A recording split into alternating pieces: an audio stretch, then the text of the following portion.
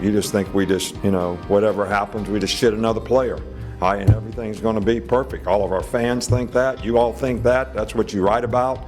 You don't want to be here. There's a specific reason. Not really, I think we did a poor job recruiting if guys are coming in and immediately walking out the door because it was something different than what they thought it would be. We lied to them during recruiting, or we sold them on a dream that wasn't true. Yeah, right now we have the atmosphere of a JC softball game. That's what we are, a JC softball team. As long as, it's not whether you win or lose. It's like the team that wins is the one that has the most fun. That crap like that. All this stuff that's contaminated America, where they give every kid a trophy and they don't keep scoring Little League anymore. Now, that's also a second in the West, baby. Yes, sir. Hey,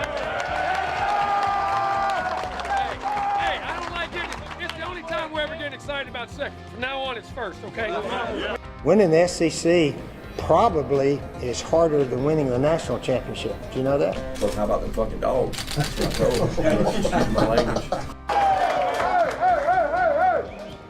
Turn that damn jukebox on!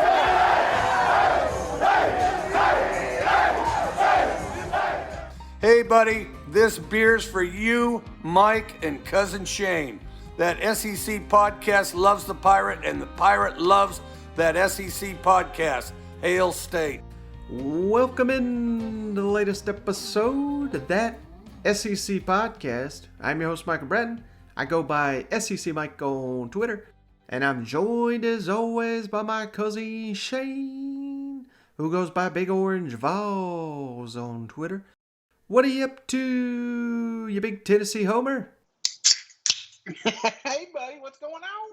Hey, man, can you believe it? We finally made it to our countdown, one of the best times of the year. Yeah. As we're recording this, we are 100 days away from the first Saturday in SEC football. How about that? I love it. And, since Tennessee sucks and we got flexed up 2 days, I kept saying, Mike, we're already within 100. He says, we ain't counting. We're counting real football. It starts on Saturday. So, yes, I'm pumped, man, because now it's official, man. It's a countdown. Mm-hmm. Not only I'm going to tell you, a little behind the scenes.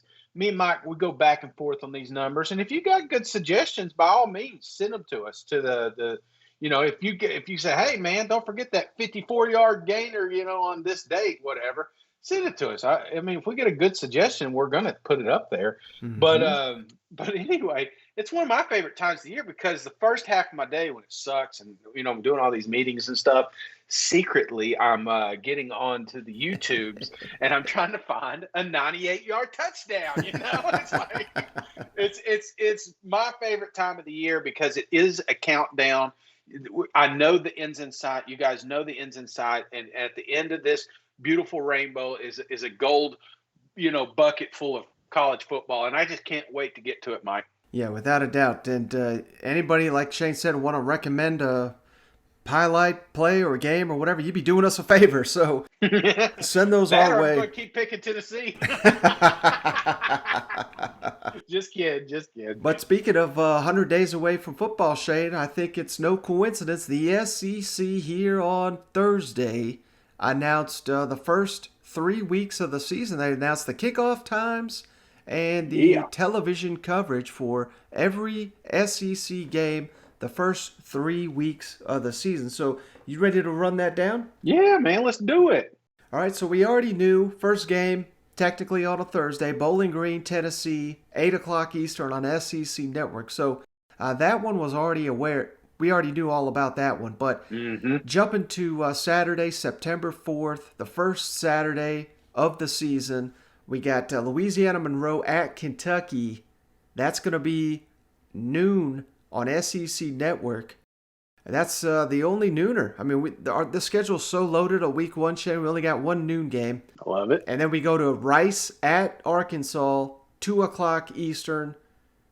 Now, here's the thing. Here's a big deal that I was unaware of, Shane. And this is the case for this Rice versus Arkansas game. ESPN has announced that they're gobbling up one game for every team, I think, where you have to buy ESPN Plus just to watch it.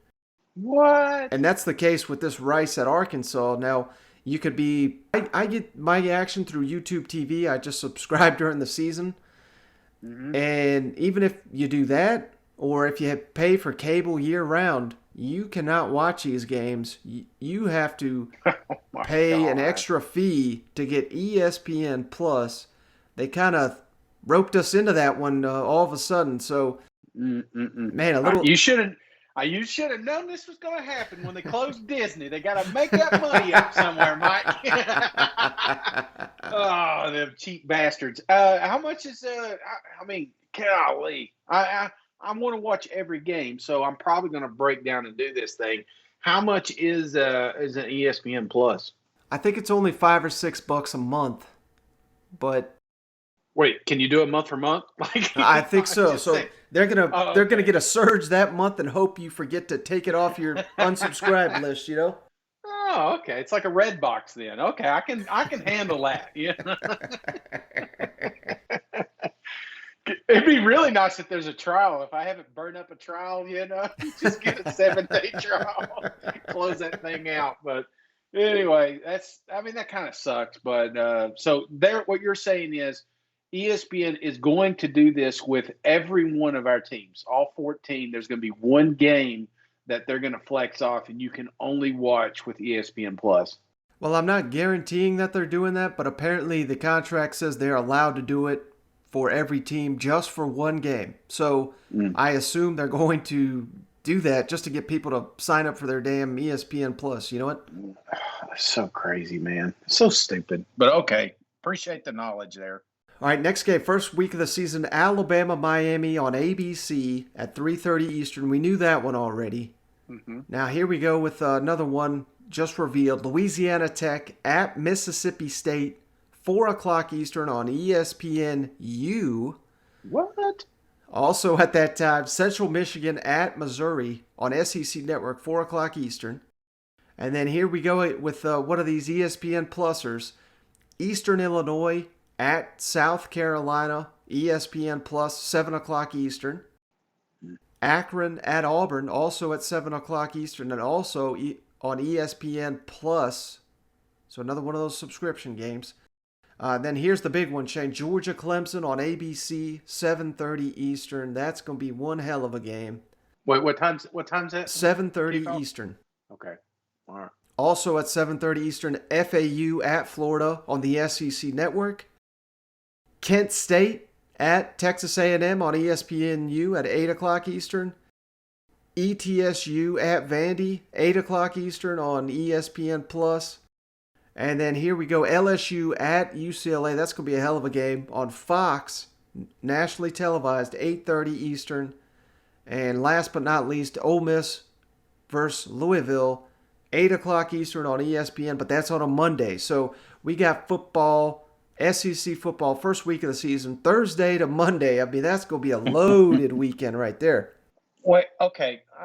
Sorry, my brain is not working today, Mike. So all I heard was a whole bunch of 7 and 8 o'clock games. So some of those are spread out through the days. Is that what you're saying? Because I'm looking at that one game at noon, and I'm like, hey, could we have put one of those in there? Mm-hmm. But so on Thursday, we got one game. On Friday, who plays it? Who's our 7 o'clock games on Friday? Oh, no. So there's Thursday action, Monday action. Each of those days got one game. And then all the rest of those are on Saturday. Okay. So Thursday, Saturday, and a Monday. Yes, sir. Is that what you're saying? Mm-hmm. Okay, so how many on Saturday at 7, 8 o'clock window? I'm trying to break this down. They really screwed this up. 7. Oh my God! Why the hell they would do that? I don't know. You know what they should do, Mike? They should throw another one in there, make you subscribe for ESPN Ocho, so you can watch all 8 of these damn things at one time. Yeah. Jeez Louise, that's so dumb. Okay. I mean, beggars can't be choosers, but it just seems like I don't understand. Week 1, we're breaking in college football. Why don't we break it in? We got a game on Thursday. Let's have a couple on Friday. Let's make an event of it, kick off the season with full stadiums. Mm-hmm. Nah, let's get them all in there at 8 o'clock, and get this thing over with. So, whatever. These guys These media guys are so dumb. All right. All right, week 2, it's starting to pick up a little bit here. Alabama State at Auburn. That's going to be a noon game on the SEC Network. And then here you go, Shane. Pitt at Tennessee on ESPN. Also a nooner there. So that's going to be a good game. That's a good one. Now here's a sneaky, potentially good one. Florida at South Florida on ABC at noon. So it's not often you see an SEC team go into the likes of South Florida. Is that the Bulls? Is that what they are? It is, yeah. Yeah. Now here's another nooner. Man, my God, a lot of nooners here. South Carolina at East Carolina on ESPN2, also at noon. So Pirates. They've loaded us up with 4 nooners week 2. I love it, man. Hey, that's a good. I mean, 4 is like 3 is a good number. I like. Actually, I love 2. Let's be honest. Mm-hmm. But if you could no more than 4, I can deal with that. All right, well, you'll be able to deal with this next window, Shane, because we got UAB at Georgia on ESPN2 at 3:30. Mm-hmm. Texas A&M versus Colorado on Fox, nationally televised, 3:30. And then Mercer at Alabama on SEC Network, 4 o'clock. So that's a nice little window right there. Like it. And then the night, unfortunately, Shane, you're going to hate this. They loaded us up at night again. Texas at Arkansas on ESPN at 7 o'clock Eastern. Mm-hmm. NC State at Mississippi State, 7 o'clock on ESPN2. Mm-hmm. Here's a sneaky good one. Missouri at Kentucky, SEC Network, 7:30 Eastern. That's going to be a hell of a game. And then we got Austin Peay at Ole Miss, McNeese at LSU, and Vanderbilt at Colorado State, all between 7:30 and, oh my God, I didn't realize this Vanderbilt game's at 10 o'clock Eastern. Oh my God. They don't want anybody to watch it, apparently. Maybe missing church the next day, Mike. All right, final week here. Week 3, they've loaded us up here with 3 weeks of action here. New Mexico at Texas A&M. That's going to be a noon game on SEC Network. Mm-hmm. Chattanooga at Kentucky. Southeast Missouri at Missouri. Tennessee Tech at Tennessee. Those are all nooners, and they don't have the channel just yet. Now, here's where things really get interesting, Shane. The CBS game, first CBS game of the year. Alabama at Florida. That's going to be a barn burner down there in the swamp. Can't wait for that one. Georgia Southern at Arkansas at 4 on SEC Network. Wait, Georgia Southern and who? Arkansas. Okay. On the SEC Network. And then how about this one, Shay? This is interesting. Mississippi State at Memphis on ESPN2 at 4 o'clock. So not often you see an SEC team go to Memphis.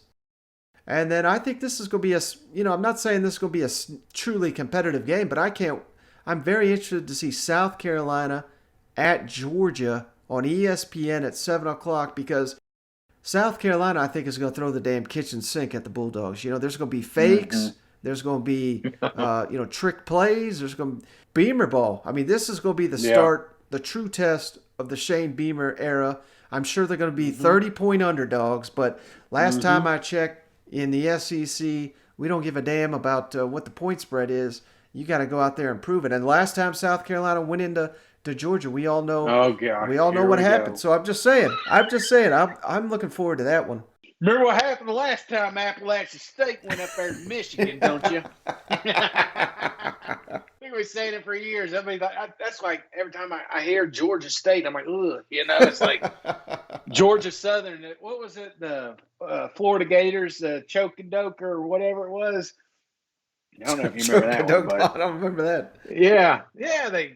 They ended up. They were up like 31-something against Georgia. No. Wait, I'm thinking of a different game. Was that? I think that was Florida State. Florida, right? Yeah. No, okay. Which one was the one they lost to Georgia? They lost to Georgia Southern. You remember that one? Oh yeah, two Gators tackled each other. Golly, and I guarantee you talk to a Gator fan, they hate Georgia Southern just with a passion. So you just never know. You never know. When you lose one of these games, it haunts you forever. So I'm sure Georgia's going to want to prove some stuff. But like you said, this will be an exciting game, because this is like, I mean, they're going to have to do something different. They can't just go toe to toe with the Georgia Bulldogs. They're going to have to be creative, and that comes with Coach Beamer. Exactly. All right, last 4 games here of the night, Shane. Central Michigan at LSU on SEC Network, a night 7:30. Mm-hmm. Now here we go. Auburn at Penn State, ABC 7:30. That's going to be a good one. Tulane at Ole Miss, ESPN2 at 8 o'clock. And then final game here, Stanford at Vanderbilt on ESPNU, 8 o'clock Eastern.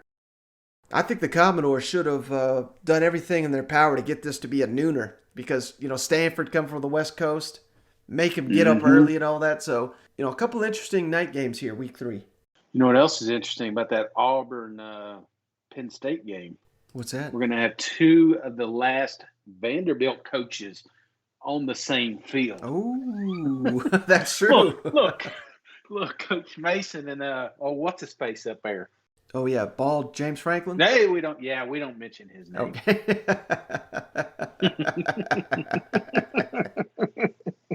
Well, Shane, that's all I got on the news front. It's a slower day here in the SEC, but we've got some mailbag questions. They're lining up. We got several to get to, but before we hop to the show mailbags, I hear you had a mailbag of your own.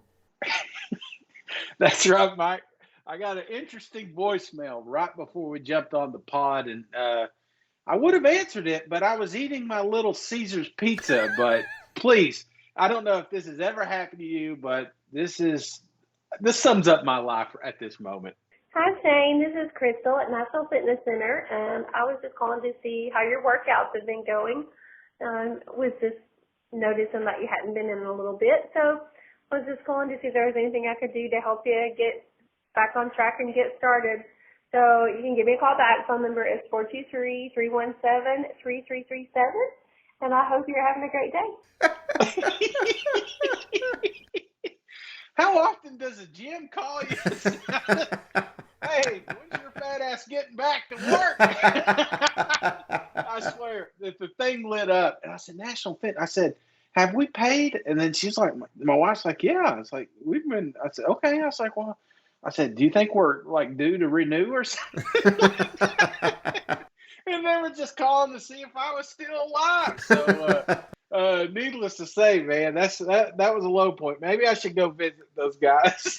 Hey, if that's not a sign to get your ass in the gym, I don't know what is. You know what? I know, man. I know. And I told a joke.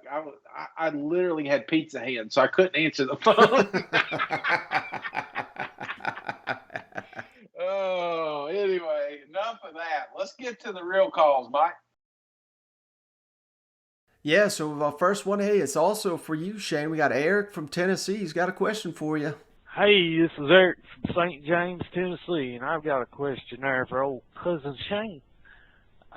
Is there a limit on how long you can keep a cigar, or do you buy a new one every year in hopes? Just wondering. Anyway, roll Tide. Love you guys. Keep it up. All right, Shane, so how about it? I mean, ooh, what a dagger there from Eric. Damn, 2 bad calls in a row, huh? Well, let me tell you real quick about the cigar. It's been a while, Mike. I don't know if you knew this, but it has been a while since Tennessee has beaten Alabama. Mm-hmm. And I'm not like superstitious, but I'm a little stitious. You know what I'm saying? Yeah. And so I started out, I would get a cigar. And if Tennessee would win, which they haven't in a long time, I would throw out the cigar because in my mind, that cigar is cursed. It just, it's got bad mojo. So I get rid of it. So now I buy one every single year. But I will tell you, Mike, they're getting cheaper, baby. I'm thinking about getting a Swisher Sweet this year. Because it doesn't hurt as much when you're throwing out a $3 cigar. All right, next question.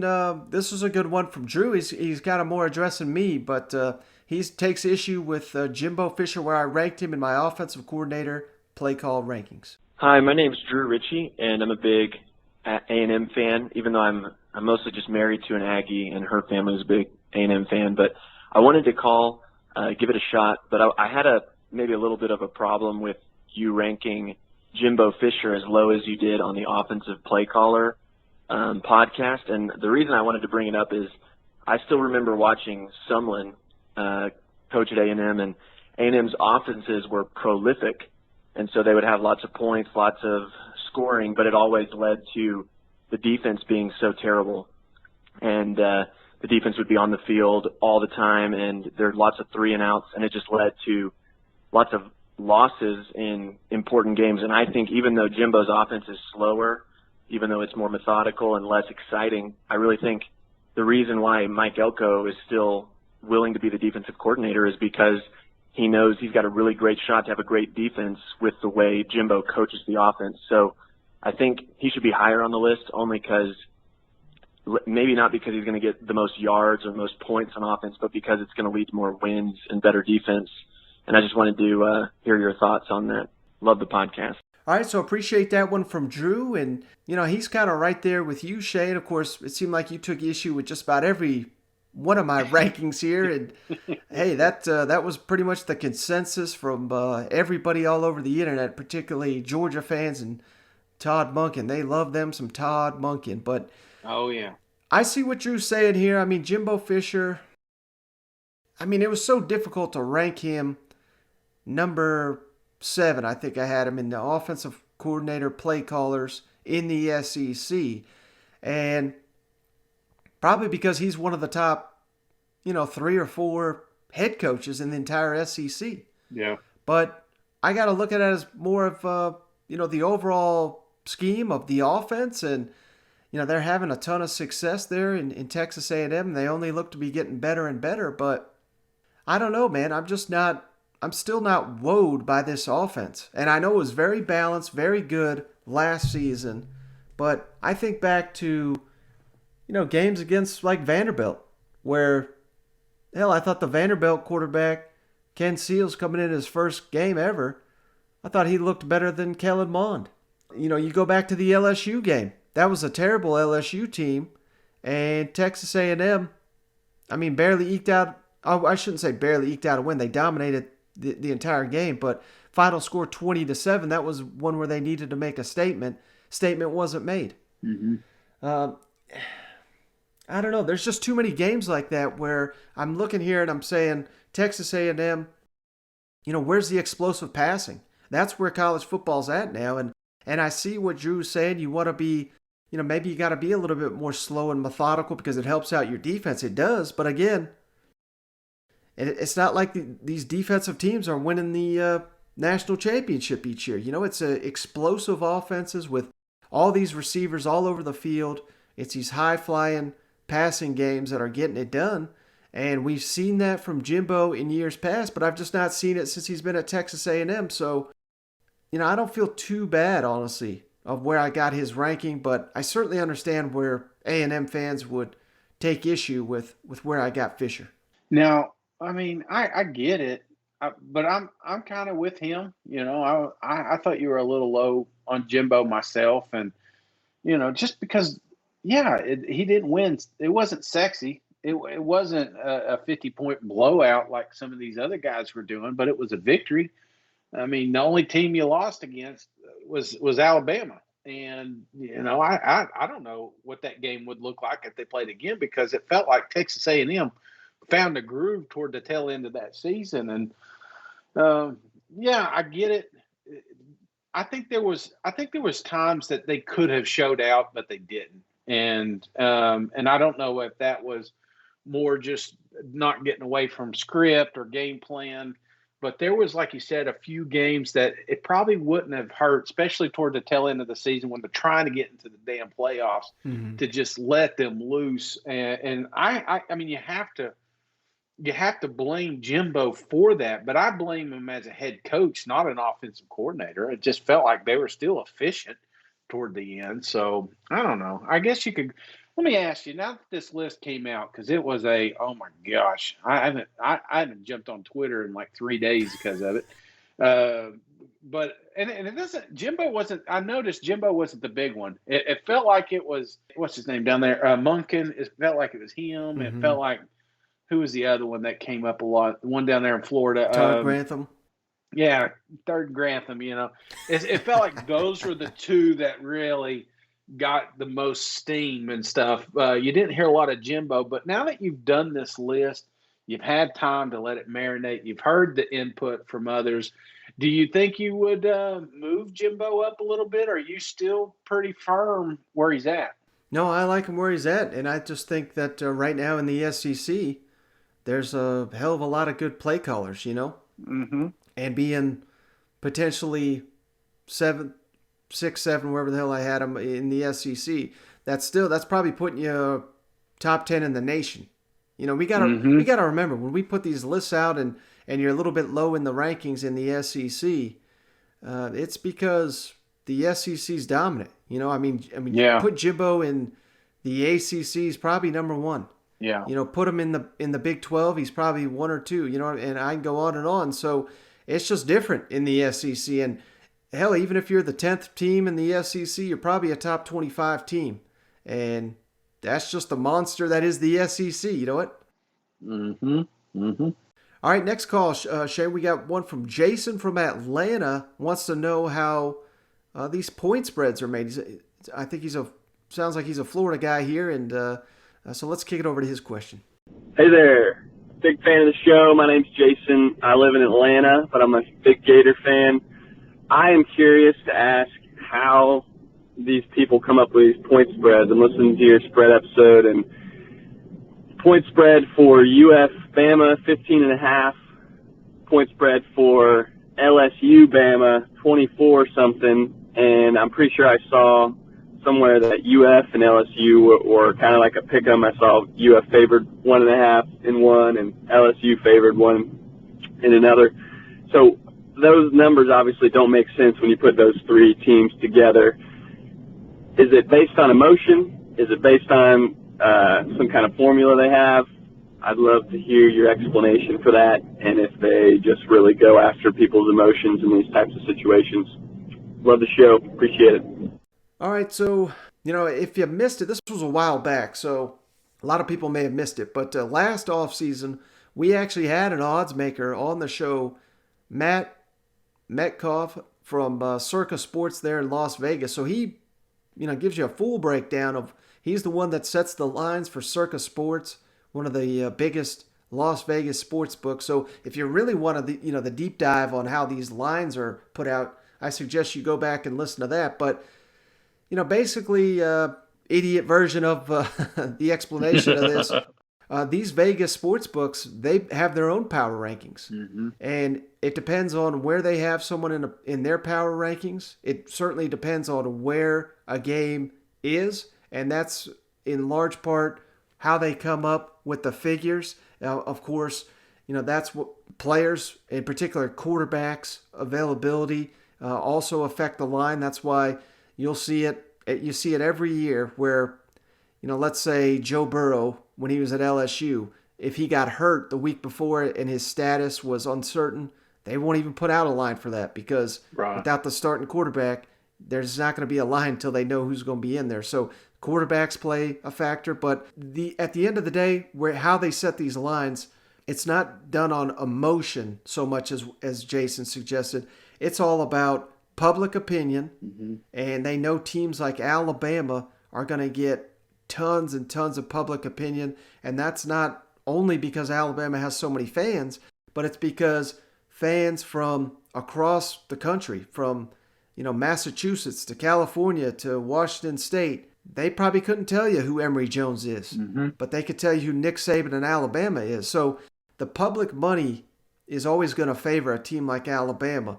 And what they're trying to do is they're trying to get as close to 50% of the money on Alabama and as close as 50% to Florida.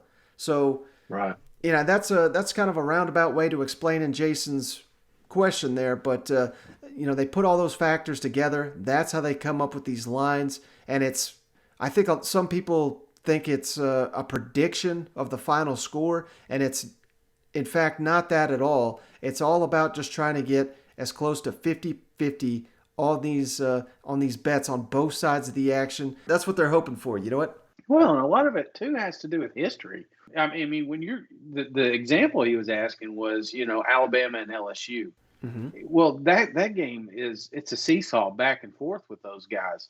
If you look at LSU and Florida, and if you've been following them, it's a lot of times almost every time that these two teams, it doesn't matter the talent, who's got the better. Because there's been one team that have more talent than the other, and then they come out with a nail.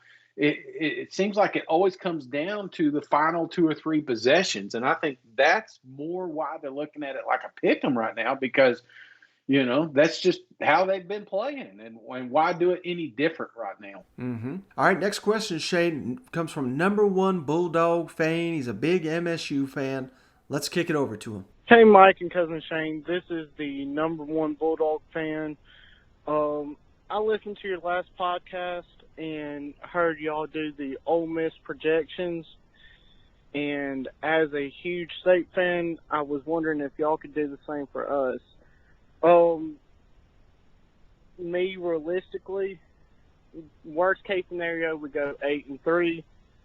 But I think best case scenario, if we get some lucky breaks, I think we go 11-1. I know that's really big and probably very optimistic thinking, but you got to think the Pirates got a spring this year, which he didn't get last year.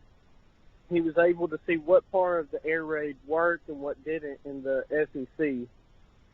And he's also able to make a game plan on what didn't work. And also, I have to disagree with y'all on your Egg Bowl pick. Usually, historically, the team hosting the Egg Bowl is the team that wins it. And we're going to get the Rebels around our cowbells, and I just don't think they have a chance at winning.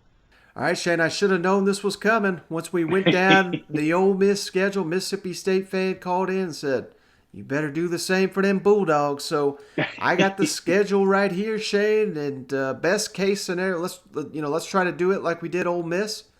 He thinks they can win as many as, what do you say, 8 on the low front, 11 on the high front. Oh, buddy. This guy must be related to Mike Leach or something. Oh, I love it. I love optimism, man, especially in the off season, and that's what we're here for, man. So we're going to paint the best case scenario, something that we've done in the past. If you didn't catch the other show, what Mike was saying is we went through Ole Miss top to bottom, and we did like best case scenario. Like the stars were aligned. The team has improved. The offense was better. The defense had improved. And that's where we came away with these projections. So we're going to do the exact same thing, but we're going to do it on the other side of the hate line here with the Mississippi State Bulldogs. All right, Shane. So week 1, they open the season at home against Louisiana Tech, coached by old Skip Holtz, son of Lou Holtz. Win or loss there? 50-0 by the end of the first quarter. So I think we're going best case. That high-flying offense is kicking in gear. So, yeah, this isn't even a ball game. Mississippi State 1-0. All right, second week of the season, also at home against NC State. Pretty good matchup there, ACC versus SEC. Who you got here? Well, I always wondered what happened if a bulldog and a wolf actually met, and I'm going to go with the bulldog. I've seen some pretty mean-looking dogs out there, so I'm going to go, no question here, Mike. I'm not even saying best case scenario with this one. We're looking at Mississippi State 2-0. All right, how about week 3 on the road at Memphis? Remember last time an SEC team went to Memphis, the last time I recall, Ole Miss, they lost, so Mississippi State, can they avoid an upset on the road? Even Mike Norvell's putting money on this game, Mike. I'm going 3-0. Whooping up on them Tigers. All right, week 4 at home, LSU tricky game. Of course, they beat the hell out of LSU last year. So, thoughts on this one? This one is tricky, Mike, because if you remember the Ole Miss talk, this is the only team, one of the only teams that I just couldn't picture Ole Miss winning. However, we're talking about a team that beat LSU last year. So how can I say? I mean, we're talking. I think Mississippi State's going to be better than they were last year. I think LSU's going to be better than they were last year. So we're talking a perfect game if the stars are aligned and the coaching's. I mean, these guys top to bottom. Will Rogers is the real deal. Yeah, I think if you could catch LSU off guard, I think there's a shot you can get a victory here. So best case scenario, I'm going 4-0. Now, calm down, Tigers. I didn't say that this was going to happen. I was just saying if we catch LSU on their heels like we did last year and Mississippi State bringing their A game and the defense is just as dominant as they were last year, I think that's the key here with Mississippi State. If that defense stays as good as they were last year and that offense takes a step forward like I expect it to, then, yeah, I definitely could see a victory here. So I'm going to give it to them, man. Yeah, and I think there's one important thing on it. We haven't really made this point. I think most people are assuming that LSU bounces back this year. Mm-hmm. But, hell, this is the SEC, brother. That's not a given. You know what I mean? So What happens if they're just as bad on defense as they were last year? You know what? Or I don't know. So I'm just saying. So I can see where you're getting that from, but – all right, now it really gets tricky. The following week at Texas A&M. Now this one's tough, Mike, because I just think they match up so well. I love Texas A&M's defense, and I think if anybody can give Coach Leach fits, it's going to be Elko's boys. And where's it going to be at? At A&M. Shit, Mike, I just can't. I can't imagine even best case scenario Mississippi State winning this game. I may be wrong, but as of right now, when are we here? The 27th of May. I can't give him the edge. So first loss of the year goes to Texas A&M. Hey, 4-1. I think most State fans would take that. Now they get a bye, but that's crucial because of coming off the bye. Alabama comes to Starkville. How about that one? Alabama comes to golly, that is a tough little week. They need a bye between those two. Mike, same thing, man. There's just two teams right now. I'm afraid to put anybody over, and that's the Aggies and that's Alabama right now. I just think they're going to be that good. So. Yeah, I'm going to have to go with another loss, man. I hate to do it early in the season, especially when we're being optimistic, but we got to be a little realistic too. Well, let's swing it back to optimism because next week, the following week at Vanderbilt. Oh, baby. Revenge. Love it. So I don't know. I don't want to say revenge because they didn't lose that game. I don't know. They did. No, did they lose that game? No, they beat them. Oh, yeah, but there was that one came down the wire, though. Vanderbilt beat them. Yeah, I don't know what revenge I was talking about, but this is to get them back on the path. So fifth win of the year goes against the Commodores. All right, the following week, this could be a tough one. At home, though, Kentucky.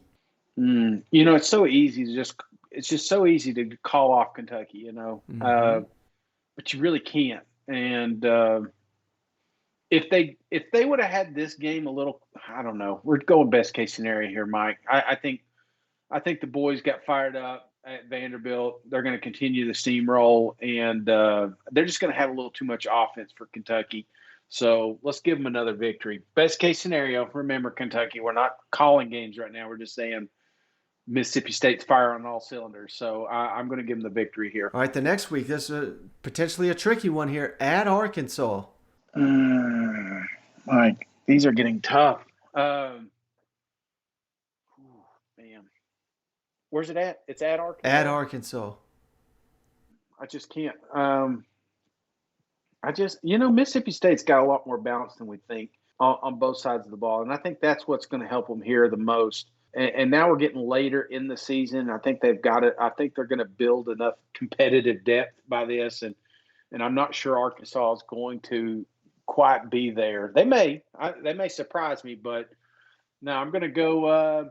I'm going to go on a perfect day, Mississippi State again. Ooh, all right, how about this one? On the road again at Auburn. No, I got to go Mississippi State right now. I mean, unless They I are see on a something roll, early in the brother. season. Yeah, what do you think, man? Why am I doing all the picking? What do you think? I mean, we're talking like you just try to get people mad at me. You put out that shit list, and now you got me picking all these teams. Now everybody's gonna be like, Shake's thinking if Mississippi State will win national championship. No, that ain't it.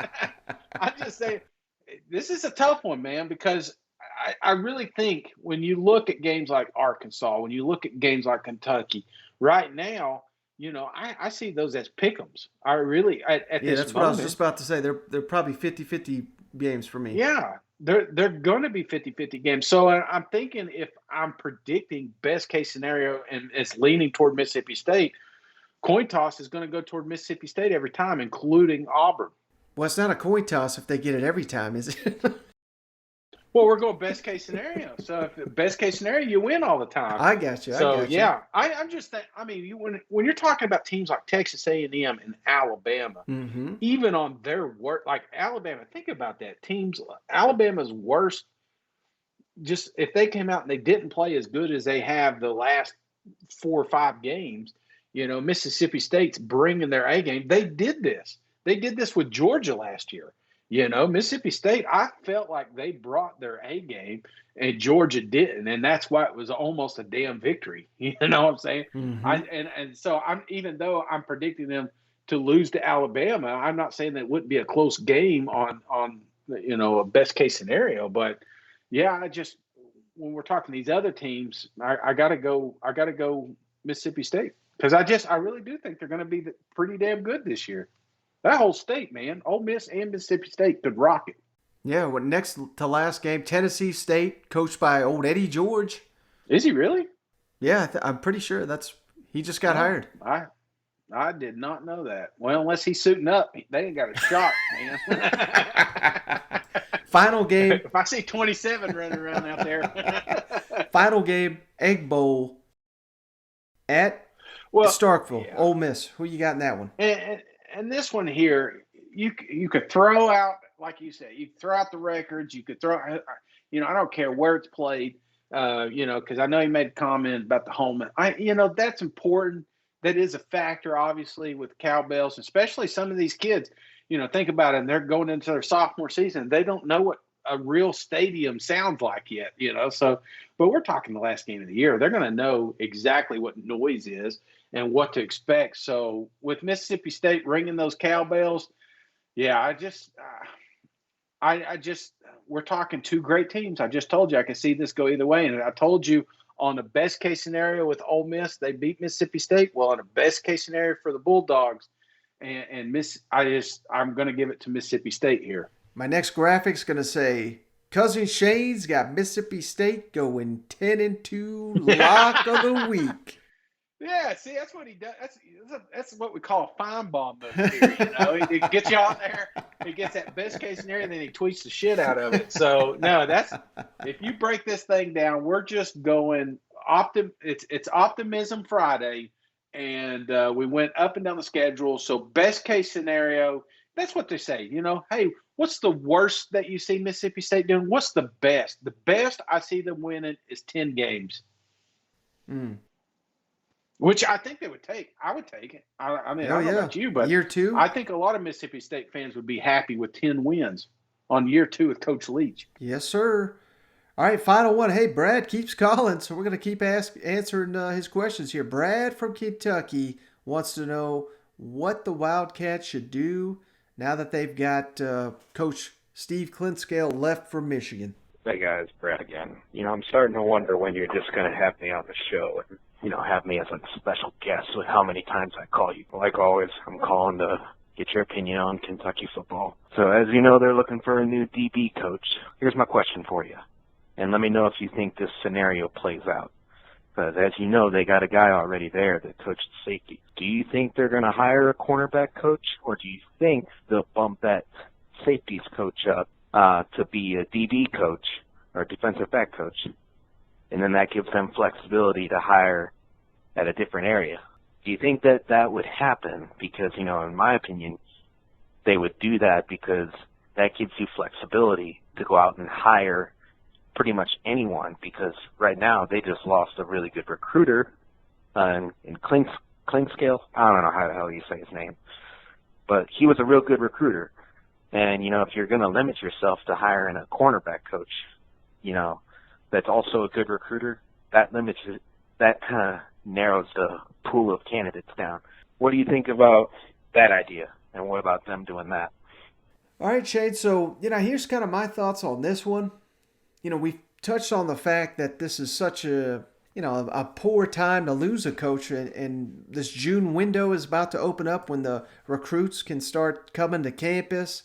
This is tough. This is tough for me, but, what is it that Mark Stoops and Kentucky sells all the time? It's the fact that they're a developmental program, and I think they've been selling that to coaches, too, to where, they develop some of these guys, and they have lost assistants from time to time to the NFL, or like we're just losing a guy, Klingscale, here to Michigan. I think it makes a lot of sense for Kentucky to promote from within instead of trying to steal an assistant away from somewhere else to where, then you're putting that other program in a tough spot. And I know that's not Mark Stoops' concern. Like, if he screws over another program, he doesn't give a damn. He's got to do what's best for Kentucky. But It's a tough ask to get an assistant to leave at this time of year leading up to the season. I think if you're Kentucky, you promote from within. And what does that do for you? Why am I talking about the development of even the coaches? Because then you get these younger guys that are on their way up. Maybe you can go get a job at Alabama, or maybe you can come get a job with Mark Stoops. And Alabama may sound like, hey, yeah, everybody wants to go work for Nick Saban and get some of the Saban magic, but you're the 100th man in the totem pole. Right. Whereas at Kentucky, you're a lot further along, and if you continue to show, we promote from within, we can get you big paydays down the line, whether it's in Lexington or elsewhere. I think there's something to be said for that, too, just showing that if you put in your time, you put in your work, and you do a hell of a job there in Lexington, Mark Stoops is a guy that'll promote you up to the full-time staff if a job position becomes available. What are your thoughts on that? Yeah, I think you hit the nail on the head there, man. And that's exactly what I'd be doing if I'm talking to the coaches. I'm going to spin zone this thing. Don't make it a negative scenario. Make it a positive situation. Promote from within, like you said. You got the guys there. And then, who knows? Like you said, there may be a younger, talented coach that comes out that you want a shot at, and you can show the resume. Hey, yeah, you can go down to Alabama and be a grad assistant or whatever and hang out, fetch coffee with Butch Jones. Or you could come up here, do this for a year, maybe two, work special teams. I'll give you multiple hats. You can build your way up, build your resume, and use it as a platform to your next job. So it's just if you can show a quicker way to the goal. Everybody wants to be everybody wants to be a head coach or a coordinator or something like that. And if you could show a quicker path to a young talented coach of doing it through your university, I think that's a hell of a recruiting pitch. Yeah, and I think also, like I said, this June window of recruiting is about to come open. Maybe you use that as a trial run with one of your assistants to say, show me how much you want this position. Let's see what you can do. Land us a recruit or two. And, maybe that is the final push that Mark Stoops needs to see to say, this guy can handle himself on the road selling the Kentucky brand. Definitely. All right, Shane, so that's all we got from the mailbag. Really appreciate each and every one of those that keep on rolling through. But I think you have one more thing before we hop off here, right? Yeah, I got some reviews. Uh-oh.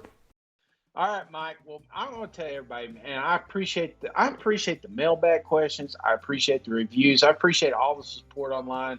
A lot of you guys retweet that little pod. You never know. I mean, it may be somebody on your timeline that's looking for a podcast, and it goes a long ways when you help us out, and it's not unnoticed. I really appreciate you guys, and I'd like to, the ratings and reviews, those help us out a lot, and the 5-star ratings really go a long ways. And so we like to read those, and I'd like to do that right now, Mike. Yeah, let's do it. First one comes from GMAR09 SEC. 5-star. Great show, guys. Always enjoy listening. Go Cats. Go UK. Well, GMAR09, I appreciate you. Yeah, thanks, Gmar. Next one comes from Hunt the Whale. Wait, let me make sure I'm doing that right. Hunt the Whale? You see what? Yeah, that's a tricky one. Hunt He Whale? Or I may be butchering that. I don't know. It's a cool name either way. Great podcast. 5-star. As an LSU fan, this is my top podcast for keeping up with all the news around the SEC. The guys do a great job covering all 14 teams, and keeping those of us who are out of the loop in the loop. Go Tigers! Well, Hunt the Whale, I appreciate you. Yeah, thanks, Hunt. And that's a sneaky name, man. I mean, you got Huntthewell. It could go a lot of different ways. Next one comes from Ninja636 guy. I never met a bad ninja, Mike. Amazing show. 5-star. Been listening every morning for over a year, and it's a great show. The coverage of every team in the SEC is perfect. Keep up the great work. Roll Tide. Well, Ninja636 guy, appreciate you. Yeah, thanks, Ninja. That's a good one. Next one comes from MNM Cook. Best sports podcast there is. 5-star. I listen to several podcasts regularly, and that SEC football podcast is the best. I can't wait to hear each one. They're always well-informed, honest, and balanced in their opinions, have the latest news from around the conference, and have a great time. I love the in-depth conversations and back and forth between Mike and Shane.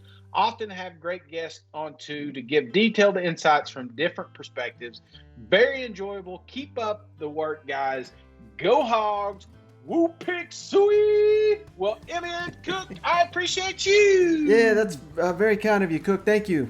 Last one comes from K Slay 2001. We should have beat LSU there in that year. That was a good year. Hey, buddy, keep up the great work. 5-star. I started listening to that SEC podcast during the quarantine last summer. Mike and Shane kept it light and fun and always made it possible to stay optimistic during the uncertainty of the off season. Well, K Slay 2001, we've made it, and I appreciate you. Yeah, thanks, Slay. And all I have to say about that is thank goodness we don't have to put up with that garbage this year. You know what? That's going to do it for this one. I really appreciate each and every one of those reviews. And if you haven't done so yet, give us that 5-star written review. We'll read it on the air, send you a beer koozie free of charge. That's just our way of saying thanks. And thank you, Shane, for hopping on the line here or finish this week strong. And, you know, I did want to say one thing before we head out here, Shane. I know it's Monday's Memorial Day, and most people got it off and everything. And I hope everybody, has a happy and safe Memorial Day. But, I also think it's important not to forget, a lot of military people listen to the show and veterans and kind of, at least give some time and consideration for why we have Memorial Day and the sacrifices of those men and women. Absolutely. The ones that, especially ones that gave their life. I mean, that's the ultimate sacrifice. So your dad's military, my brother's military, and we're out there with you, Mike. Great words. I appreciate all the listeners, and we've got a lot of listeners overseas. We've got a lot of military that listens, and man, I appreciate what they're doing. Absolutely. Well, that's going to do it, Shane. Hell, I can't. I'm getting phone calls from a gym while I'm eating pizza. You know what I'm saying? It's like, oh, what am I doing with my life? So, but anyway, Mike, I appreciate you and appreciate all the work you put into this. And you guys have a great weekend. Be safe. I did hear an interesting stat. Most accidents happen during this weekend. So, they got Uber for a reason. So take advantage of that. All right. I know I will be this weekend. All right, man. All right, yeah, so that's going to do it. Thanks, as always, for tuning in. Thank you, Shane, for joining me. Catch you on the next one. All right, see you guys. Go Vols.